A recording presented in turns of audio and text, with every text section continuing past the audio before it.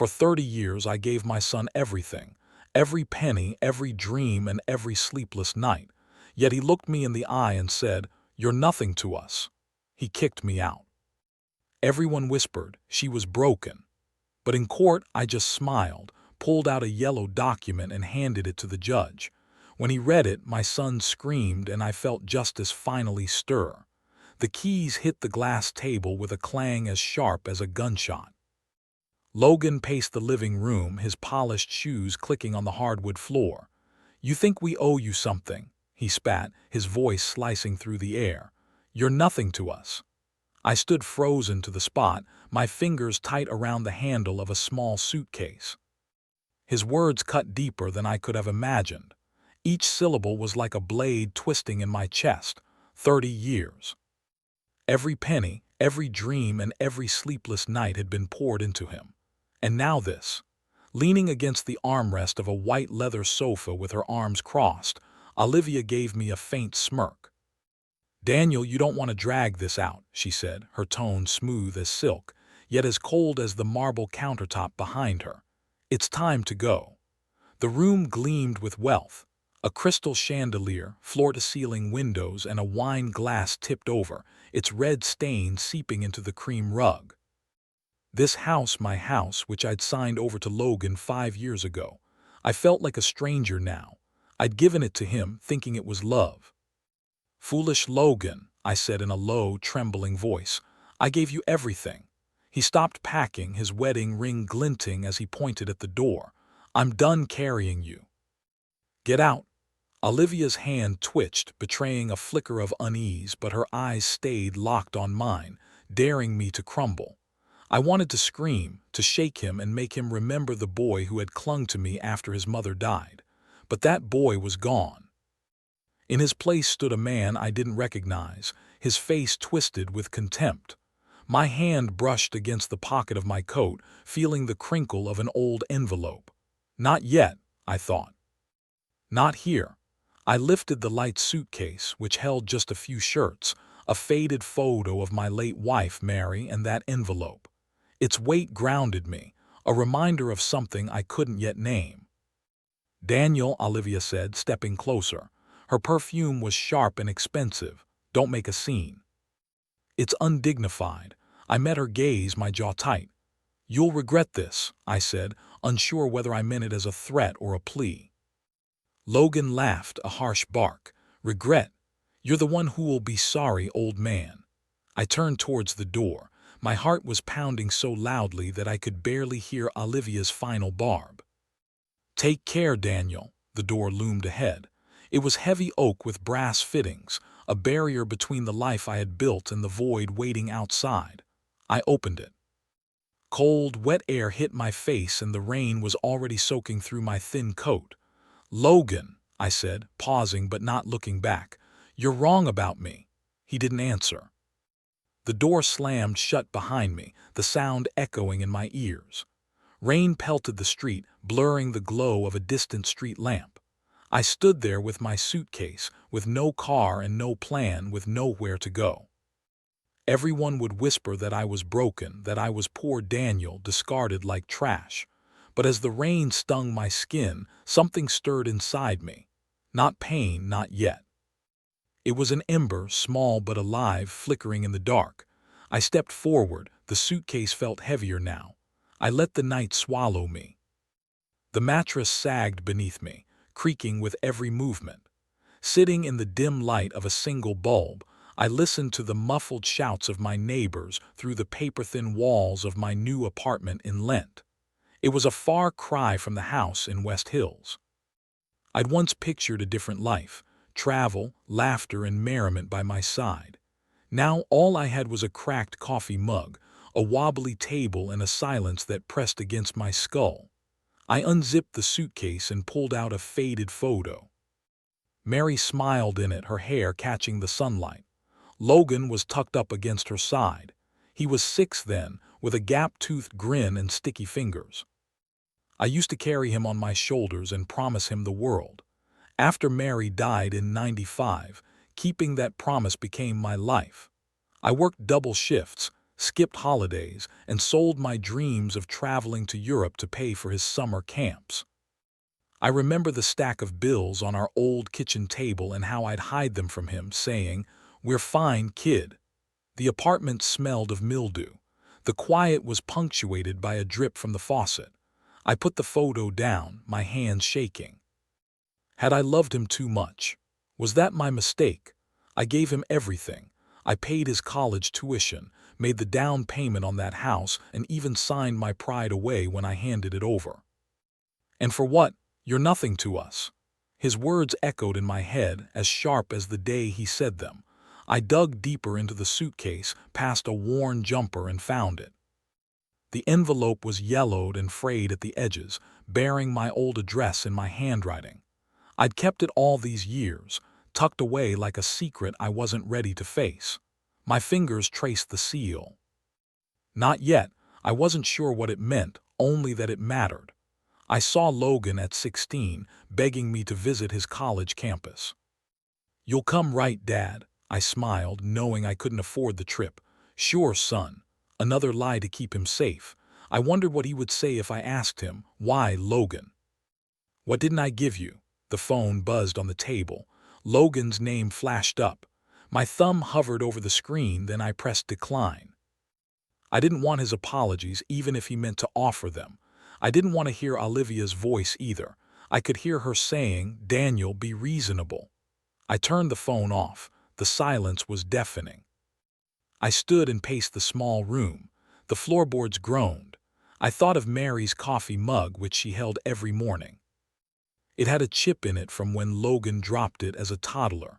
I'd kept it even after she was gone. Now it was in a box somewhere, like everything else I had lost. The weeks since that night had blurred together. I'd found this place, a studio behind a nail salon. It was cheap and anonymous. I spent days unpacking and avoiding mirrors and myself. But tonight, something shifted. I placed the envelope on the table. It felt heavier than the suitcase. It wasn't just paper. It was part of me that I had forgotten. I sank back onto the bed and stared at the water stains on the ceiling. Logan thought he'd won, that I'd fade away. He was wrong. A sharp, unfamiliar anger coiled in my chest and grew like weeds through cracked pavement. I didn't know what I would do next, but I knew it wouldn't be the end. I slammed the library door harder than I intended to. The sound was swallowed by the hum of Portland's public library.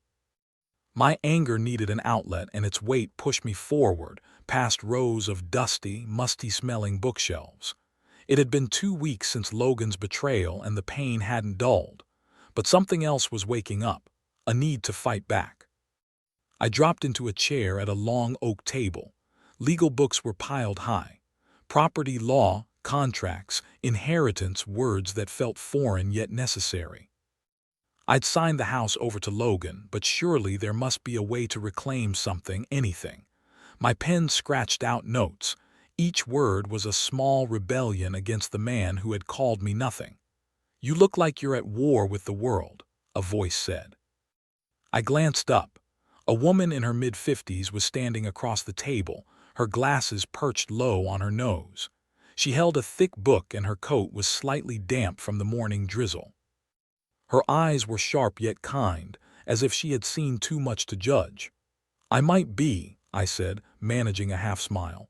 She slid into the chair opposite and set her book down. "Ellen Marshall, I'm a lawyer and you look like you need one." "Daniel Carter," I said. "I'm figuring things out." She leaned forward, her silver earring catching the light.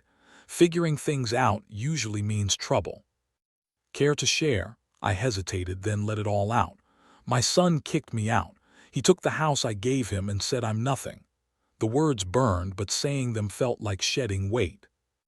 Ellen's jaw tightened. "Sons can be ungrateful, but you're stronger than you think."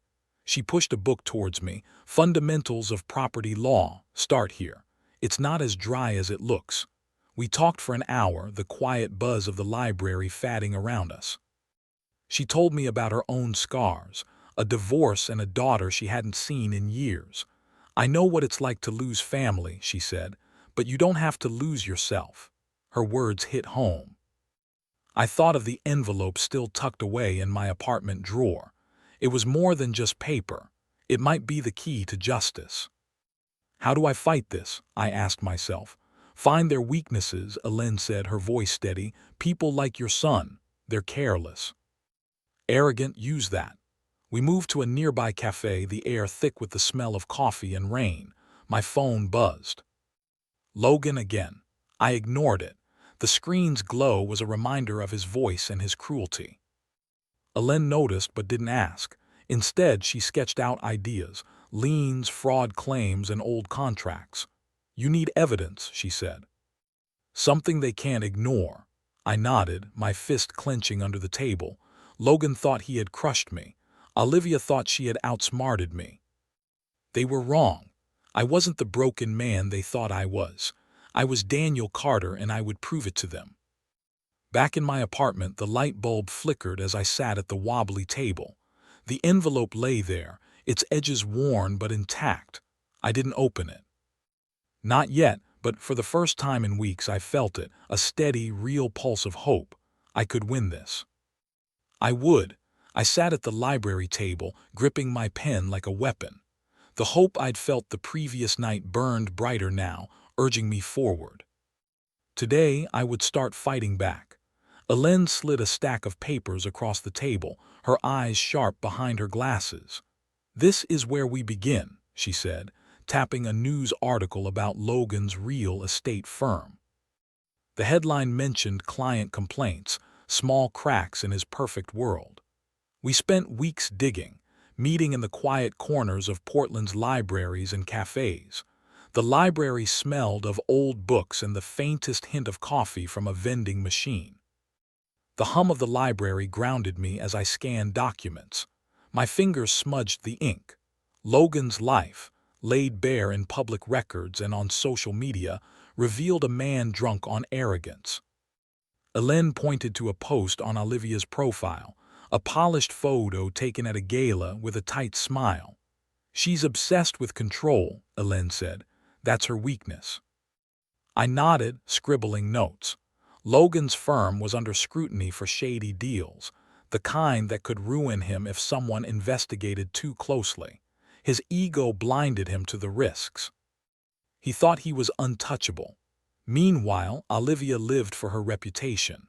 I imagined her in a boardroom, her voice crisp and confident, but her hands trembling if a scandal broke.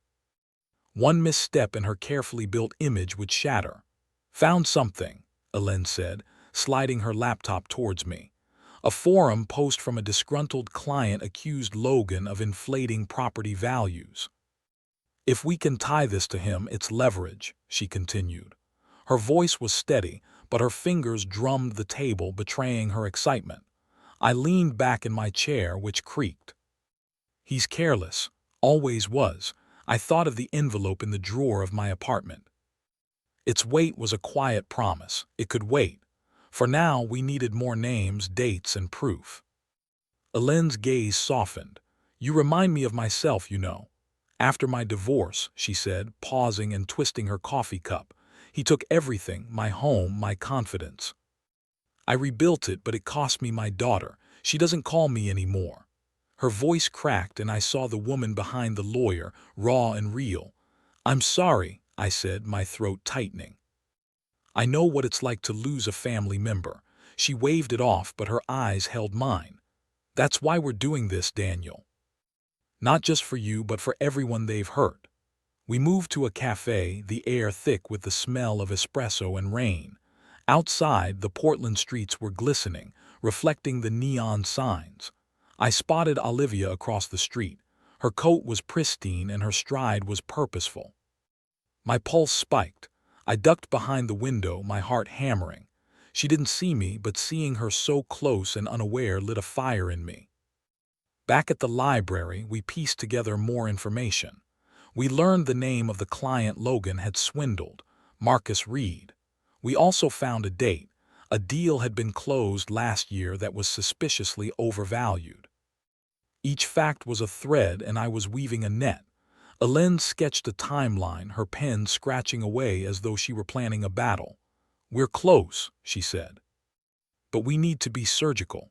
I thought of Logan laughing in his glass-walled office, of Olivia adjusting her pearls before a meeting. They thought I was gone. Erased, my hand tightened around the paper. Now I would compile a list of their vulnerabilities. For the first time, I felt like the hunter, not the prey. Back home, I laid out the notes on my table as the overhead bulb flickered. Logan's arrogance, Olivia's fear of shame. They were exposed and fragile. My finger traced the list, stopping at Marcus Reed's name. It was time to act. Hunched over a public computer in the library, I watched the letter glow on the screen. My fingers buzzed, poised above the keyboard as if pulling a trigger. The words were chosen carefully, vague enough to avoid suspicion but sharp enough to wound. Concerns about fraudulent practices at Clark Realty. It listed deals tied to Logan and hinted at Marcus Reed's complaint. My heart thudded. Had I gone too far? He was my son. I closed my eyes and I could hear Logan's voice echoing. "You're nothing to us." The memory of that night, the rain, the betrayal, the slam of the door, pushed my doubts aside. I hit send. The screen blinked and the letter disappeared, racing towards Logan's world like a stone through glass. The library was silent, except for the click of keyboards and the occasional cough. I wiped my brow. The sweat felt cold against my skin. I'd used an anonymous email address and a public terminal. No trace. Still, my hands shook as I logged out, glancing over my shoulder.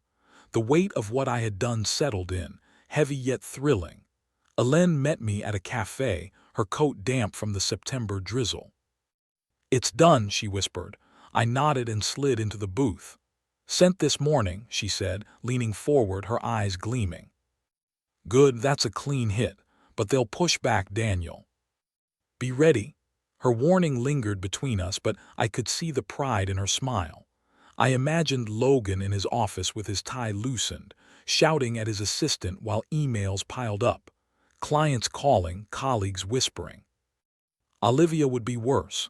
Her icy calm would crack and her voice would be sharp as she hissed, "You've ruined us, Logan."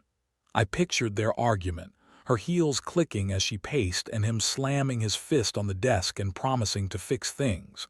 But he couldn't. "Not this time." "You're quiet," said Ellen, stirring her coffee. "Second thoughts." I shook my head. No, they deserve this. But my voice wavered. I'd raised him and loved him. Now I was tearing him down. The thought twisted in my gut, but I pushed it away. He'd made his choice. Days later I found it, a news brief online. "Clark really faces inquiry over alleged fraud." My pulse raced. It had worked. Logan's name wasn't mentioned. Not yet, at least, but the noose was tightening. I leaned back in my chair, which creaked, and allowed myself a smile. The cracked mug on my table seemed less lonely now. Ellen called that night. "You see the article?" Her voice was sharp and excited. "They're scrambling. Keep your head down, though. People like them don't give up easily." "I know," I said, my fingers tracing the edge of my phone. The envelope in my drawer crossed my mind. A safety net. Maybe if things went wrong, but for now this was enough. I'd struck first and it felt good. I refreshed the news site. The screen glowed harshly in the dim room. Another article. More details, clients pulling out. A regulator's name is attached to it. My smile fades, replaced by an annoying sense of unease. I had started this, but where would it end? Outside, the rain drummed harder and my phone lit up with an article update. Something cold coiled in my chest. They'd fight back. Soon, the rain was hammering against my apartment window, but the unease caused by the news clung tighter. Logan and Olivia wouldn't crumble easily. I knew that. The article about the inquiry had spread, and with it, my sense of victory had turned to dread. They'd be hunting now, looking for whoever lit the match. I checked the locks again. The bolt was cold under my fingers. Ellen called me to a park, away from prying eyes.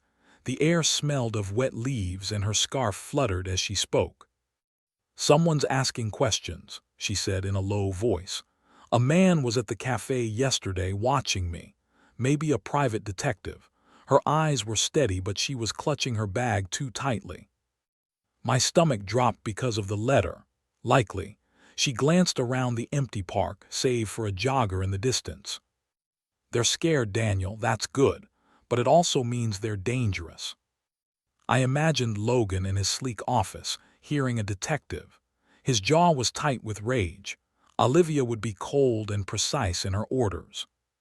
Find out who did this, she'd say. I could see her now, tapping her nails, threatening to walk away if he failed. Their perfect life was unraveling. And I had pulled the first thread. But at what cost? We walked, our shoes squelching on the path. Elaine's voice softened. I've been here before, you know. My ex hired someone to dig up dirt during the divorce. He found nothing, but it kept me up nights. She paused, her breath visible in the cold air. We'll outsmart them, we have to. I nodded, but fear nodded back at me. What if they traced the letter? What if they found Elaine? I pictured the envelope in my drawer. It was my insurance, but not enough. Not yet. That night, I sifted through my memories of Logan.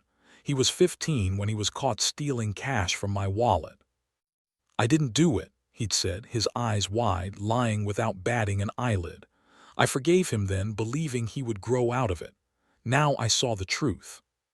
That boy had become the man who threw me out. The realization hardened me, but it hurt, too. Elaine and I met again, this time in a crowded diner where the clatter of plates masked our words. They're closing in, she said, sliding over a napkin with a name written on it. Victor Clean, private investigator. He's good but sloppy. Ask the librarian about me. What do we do? My voice was tight and my coffee was untouched. Stay invisible, she said.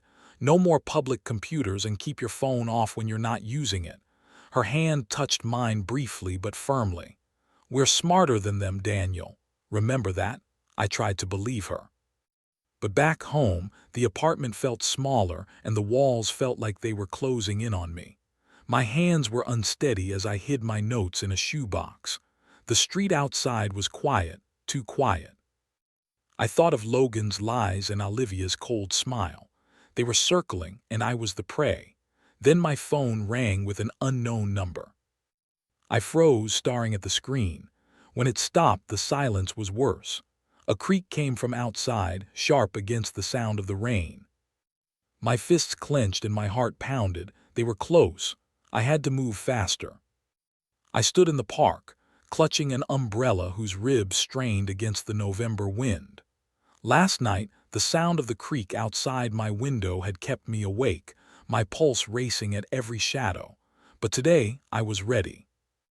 The game had begun and I wasn't going to back down. Elaine sat on a peeling bench, her scarf loose and her notebook open. We need to be precise, she said, scratching out a timeline with her pen. One wrong move and they'll pounce. The park smelled of wet leaves and distant wood smoke. Somewhere a dog barked, its echo swallowed by the drizzle. I pulled my coat tighter around me, my own notes tucked in a battered journal. The document, I said, my voice low. It's our edge. Elaine glanced up, her eyes narrowing. The original deed. You're sure it holds up? I nodded. There was a mistake when I signed the house over. Legally, it's still mine. I didn't explain any further. Not yet, at least. The deed hidden in my apartment was my ace in the hole, a yellowed contract that could unravel Logan's world. But we had to play our cards right. She leaned forward, her breath clouding in the cold air. Then we'll file a quiet claim. But we need a distraction, something to throw them off balance. Her pen tapped the page. We need more anonymous tips and complaints to Logan's regulators and some whispers to stir the pot. Hit them where they're weak, she said. Logan's ego and Olivia's image. I scribbled down her ideas, my hands steady despite the cold. I wasn't the man they'd thrown out anymore. I was a strategist setting a trap, but a flicker of doubt crept in. What if this changes me, Elaine? What if I lose myself? She smirked, closing her notebook. If we mess this up, I'll buy you coffee at the worst diner in Portland. Deal. Her humor broke the tension and I laughed, the sound feeling strange in my throat. She was more than an ally now. She was a friend who saw me when I'd forgotten myself. We mapped it out. First, we would write a letter to the city about Logan's deals, vague but pointed, and send it from a burner email.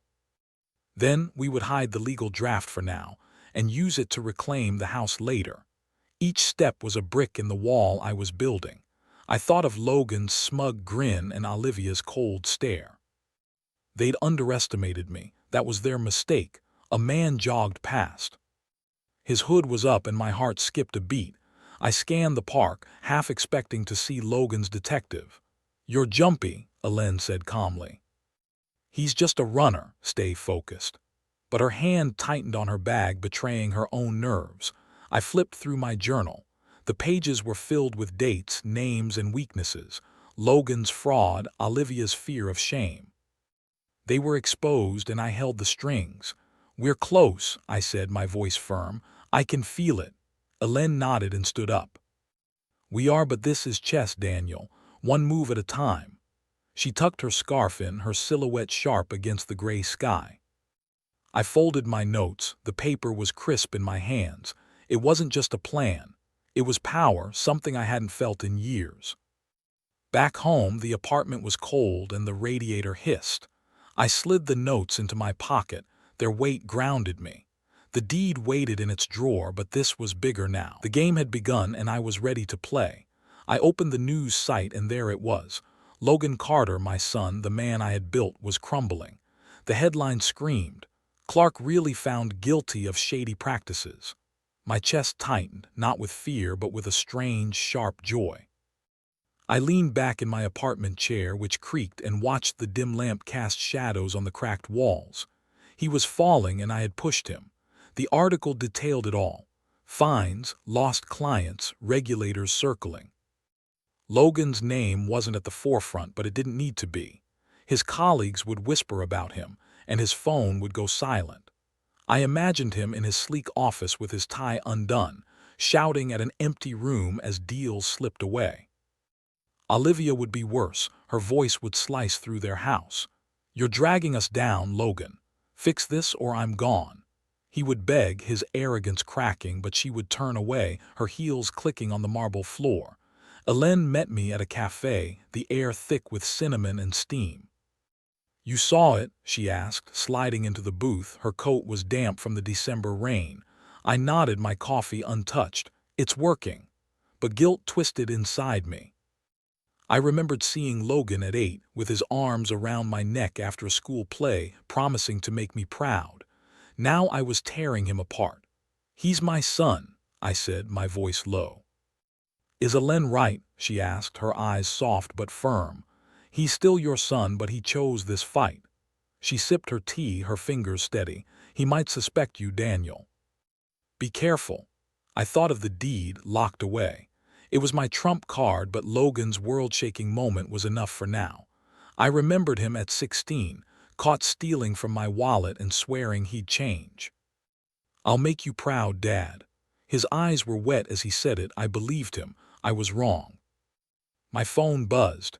Logan's name appeared. My thumb hovered over the screen, then pressed decline. The screen went dark, but my heart raced. He was reaching out. Maybe he was desperate, maybe he was angry. I didn't care, not anymore. Ellen leaned forward. "You hit hard," she said, "but he's not done. People like him fight dirty when they're cornered." Her voice was a warning, but I could see the excitement in her eyes, mirroring my own. I checked the locks that night. The bolt was cold under my fingers. The apartment smelled of stale coffee and the radiator clanked. I pulled up the article again. The screen glowed harshly. More details, a client suing. A partner pulling out. I smiled, but the smile faded. It wasn't just money that Logan was losing. He was losing himself too. And it was my fault. Another call came through. Logan's name was flashing. I switched the phone off. The silence was heavy. He was close. Too close. I could feel it in my bones. He knew I was behind this. My next move didn't belong to me alone anymore. I checked my phone. No calls. The silence was deceptive, but I knew Olivia was next. Logan's downfall had shattered their world, and now it was her turn. The cold of January seeped into my apartment. The radiator was struggling to keep up. I sat at my table, a new plan forming as I tapped the edge of a notebook with my fingers. She'd thought me weak, a shadow to erase.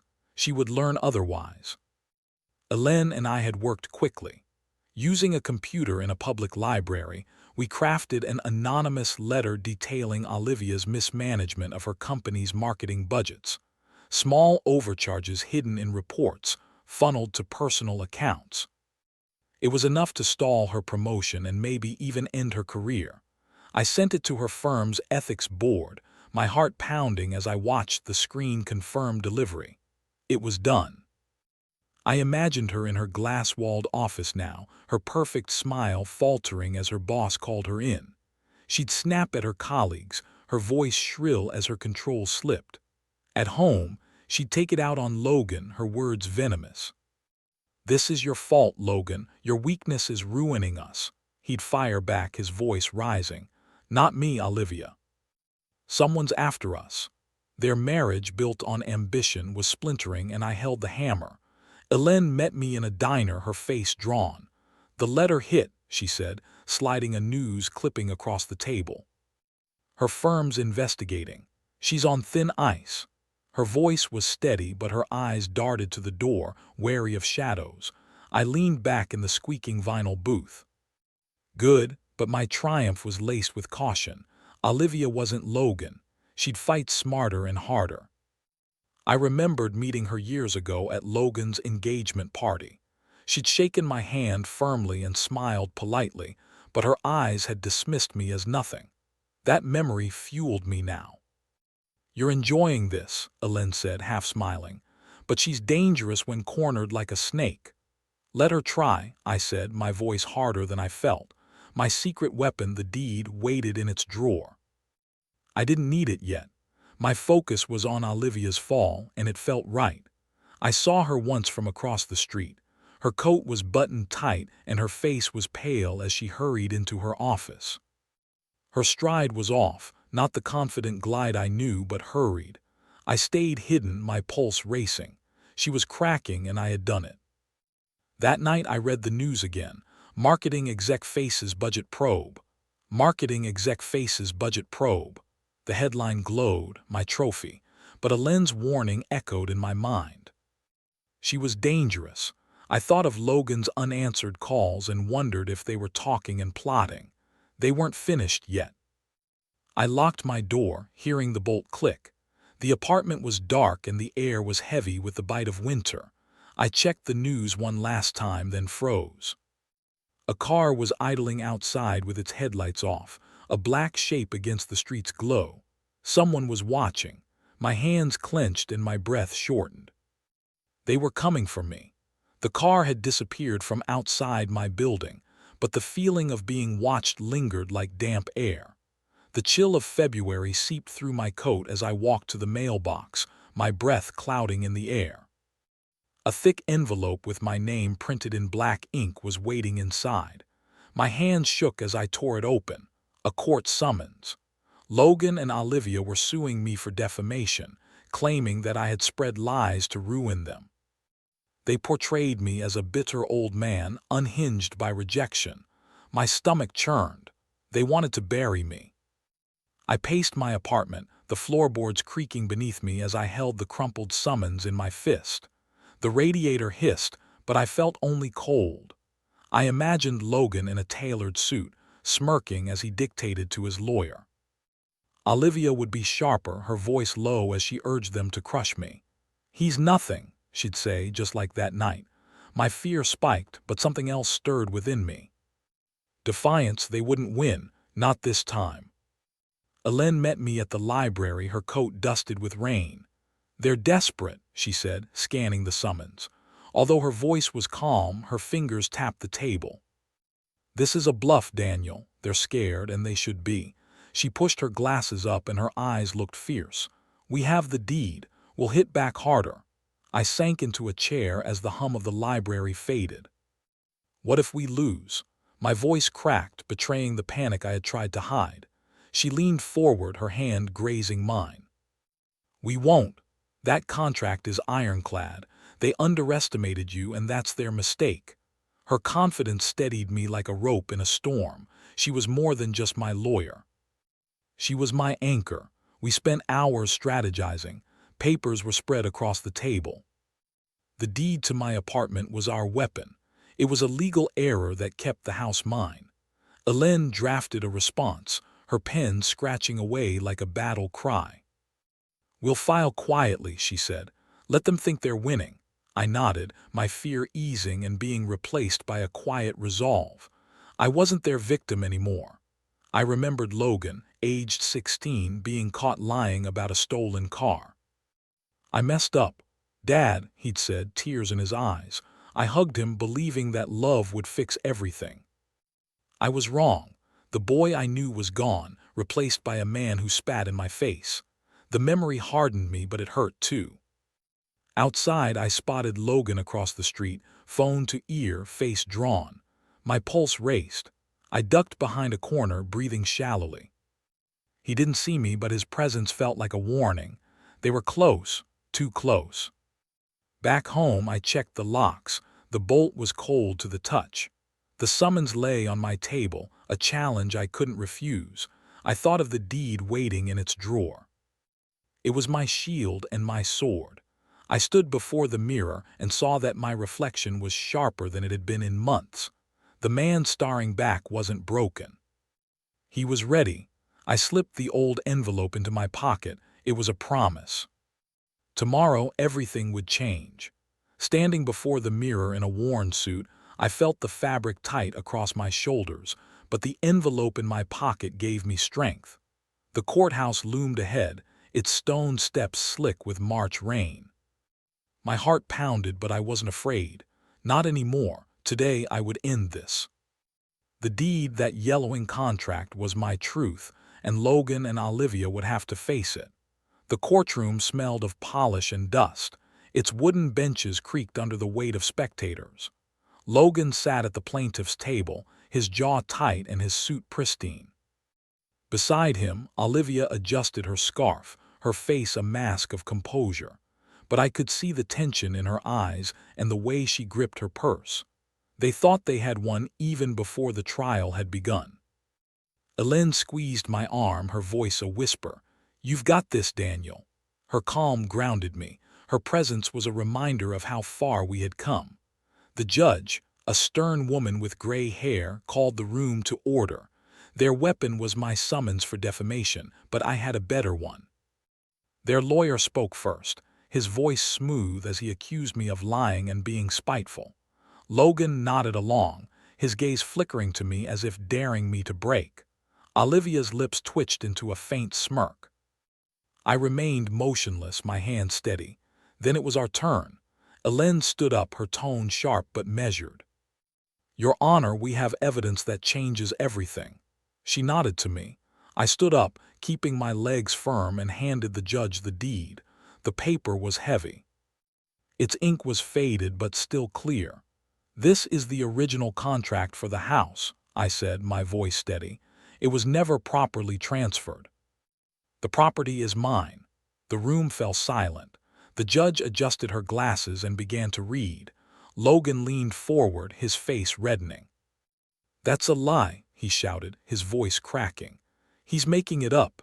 Olivia's hand shot out and grabbed his arm, her nails digging in. Her eyes were wide and her composure was gone. The judge raised a hand, silencing him. She continued reading, her brow furrowing. I remembered signing that deed years ago, thinking it was for Logan's future.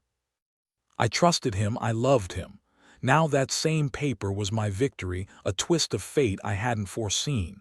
"Mr. Clark," the judge said, looking at Logan. "This document is valid. The transfer was incomplete." Gasps rippled through the room.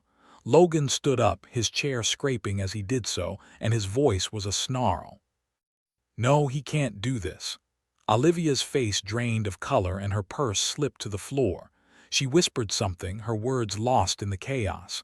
Hélène leaned close, her breath warm. "You did it, Daniel," I nodded, but my triumph was muted. I'd won, but at a heavy cost. Logan's rage and Olivia's collapse were my doing. Yet as I watched them unravel, the pain of that night, their betrayal and cruelty, eased. The judge banged her gavel, dismissing their claim. I stood up, feeling steady on my feet, and walked out into the crisp, sharp air. Hélène followed, smiling widely. I felt lighter and freer, but questions lingered. What now? I touched the envelope in my pocket. Its work was done. The future awaited me, and I wasn't sure where it would lead. I stepped out of the courthouse and the world felt lighter. The air was sharp with possibility. The judge's ruling came a week later. The house was mine. The deed had been upheld. Logan and Olivia's empire, built on greed and betrayal, had crumbled. Their wealth, their status, and their marriage were all gone. I had won, but this victory was about more than just the house. I had reclaimed myself from the ashes of their cruelty. Yet standing there, I wondered where to go next. The sun warmed the streets of Portland as I walked through the old house one last time. The floors creaked and the air was thick with memories. I heard Logan's laughter as a boy, Mary's voice calling from the kitchen. I ran my hand along the banister. Its smoothness was the result of years of touch. This place had once been my heart and soul, but now it felt like chains. I called a realtor that day and signed the papers to sell it. The pen felt light, the act of release. I didn't need these walls anymore. Hélène met me at a cafe, her scarf bright against the summer light. "You're free now," she said, spreading a map across the table. "Paris or Rome?" Her laugh was warm and her eyes were bright with mischief. We had grown close. Our friendship was a gift I hadn't expected. She had saved me, not just in court, but spiritually, pulling me out of the darkness. I sipped my coffee. The bitterness was familiar but softer now. "Both," I said, grinning. Europe, my dream buried for 30 years, was alive again. I remembered Mary, her hand in mine, her voice soft. "Live, Daniel," she'd said before she died. "Don't stop." I'd failed her then by pouring everything into Logan. But now I was ready. Her photo, now in a new frame, sat on my table in my small, bright rented apartment. A clean start. The weeks after the trial had been quiet. News trickled in that Logan's firm had collapsed and his clients had left him. Olivia's career had imploded and her name was tainted. I imagined them fighting. Their voices were sharp and their love, if it ever existed, was shattered. I felt no joy, only closure. They had made their choices, and so had I. I sold the house for a good price, enough to fund my travels and more besides. The money felt secondary. The freedom was everything. Hélène and I planned our trip, poring over guidebooks and laughing at our attempts at speaking French. She was going to visit her daughter first and try to mend that relationship. I hoped she would succeed. She deserved it. My new apartment smelled of fresh paint and caught the morning sun through its windows. I walked through it, my steps light, and found Mary's photo on the shelf. "I'm living now," I whispered, my throat tightening. Justice had been bitter, but it had set me free. I wasn't the man who had stood in the rain, broken and lost. I was Daniel Carter, and I was whole. I stood on my new doorstep with a plain ticket in my hand. The paper was crisp, its promise vast. First Paris, then Rome, then wherever I chose. The sun warmed my face and I smiled. The future lay before me.